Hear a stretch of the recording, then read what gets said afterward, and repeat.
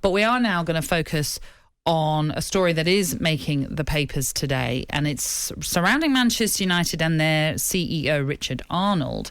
Following a planned fan protest at his house, he decided, which he was made aware of, he decided he would actually meet up with some of those fans at a local pub to speak directly to them about issues at the club. These fans were going to be protesting about what they felt was a lack of transfer activity, and no doubt to talk about the way the club had been run recently. And clips from that conversation has now emerged on social media of Arnold explaining that the club has burnt through cash, and he also states that he has no issues with fans protesting and does appreciate the fans' passion. This is what he had to say. I haven't promised anything I haven't done in the whole time, and I don't tell lies. I front the issues as they are. I do respect your passion and how you dealt with it, but I need some help from you, to be honest. This sounds self-serving. We've not bottled you protesting, and I love the passion that the fans have.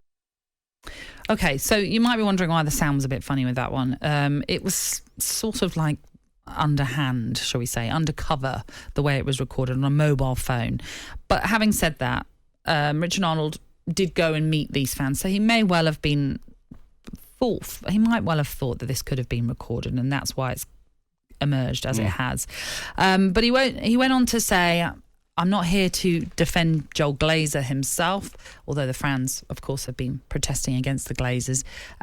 You've come here to make your views, he said, and I respect that. But he did mention that the club had burnt through cash and that last season was a nightmare. He says, we have spent £1 billion on players. We spent more than anyone in Europe. I'm not thrilled with where we are. It doesn't sit easy, and we have got to get this sorted. Sometimes, you know what, Dean, you sort of... Sometimes there's a breakdown between the fans and a board, and there's a lack of communication, and some clubs get it right. They get that instant communication, and you feel like you understand where your club's going, the direction that they're going in. You've seen that actually with Aston Villa. When Jack Grealish left, for example, I remember Christian Purslow put out a video where they talked about how obviously it was a difficult decision to sell him, but they knew it was in the best interest of the club going forward, and then how they were going to invest that money, which they went on to do. And they are continuing to invest money, and there seems to be a transparency at, say, a club like Aston Villa. Hasn't quite felt that at Manchester United, and there's been a massive disconnect between the fans and the board. This may be looked at as a step in the right direction, with Arnold having some sort of face-to-face communication. Is that a good thing? Obviously he didn't realise he was being recorded, but if you do invite... It's a bit naive, though, if that's the case, because he must be aware that it's going to be leaked in some way. And they're going to repeat what you've said to the rest of the fans. So,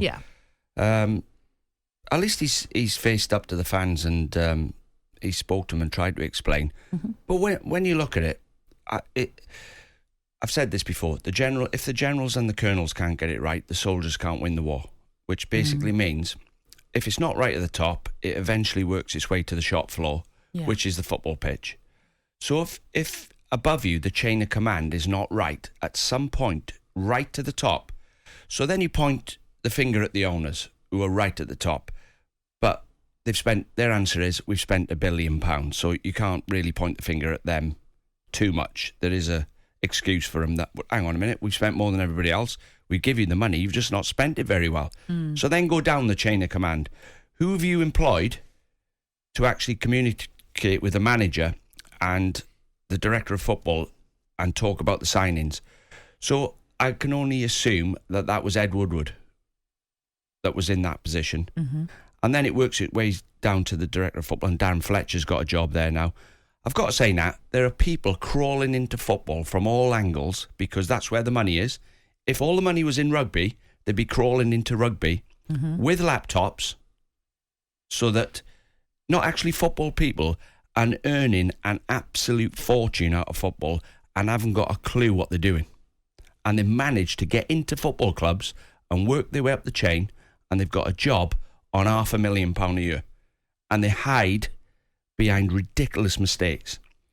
Now, I think there's not one player at Man United who's done well in the last 5 years.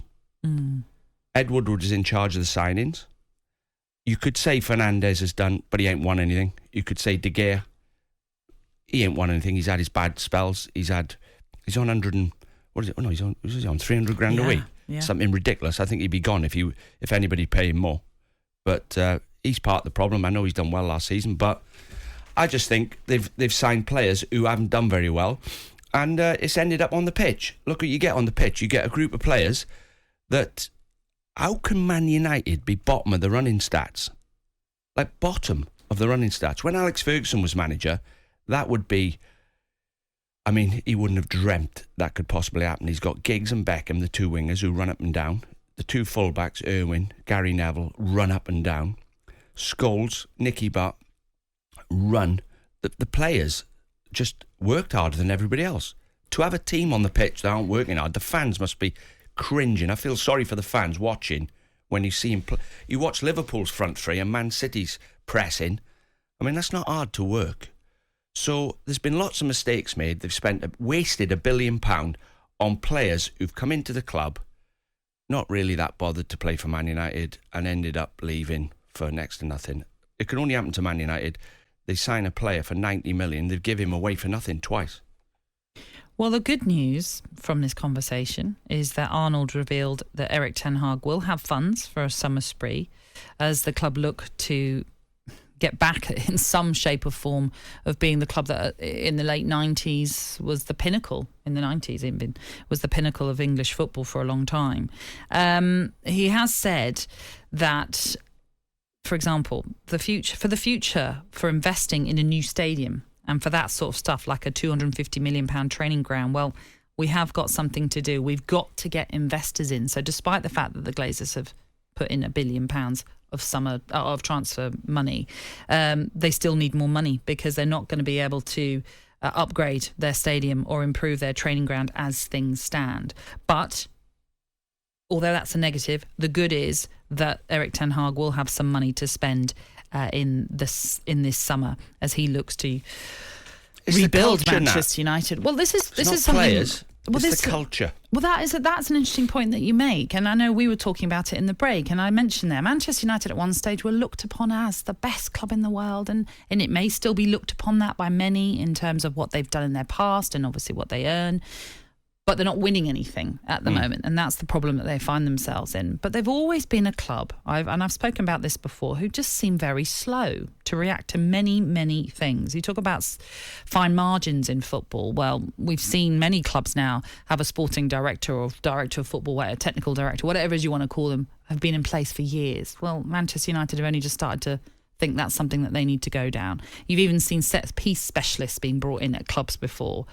How does that work? Well, but even so, United just seem to be so far behind everybody else, having at one stage been the team that you looked at as the one that was leading from the front.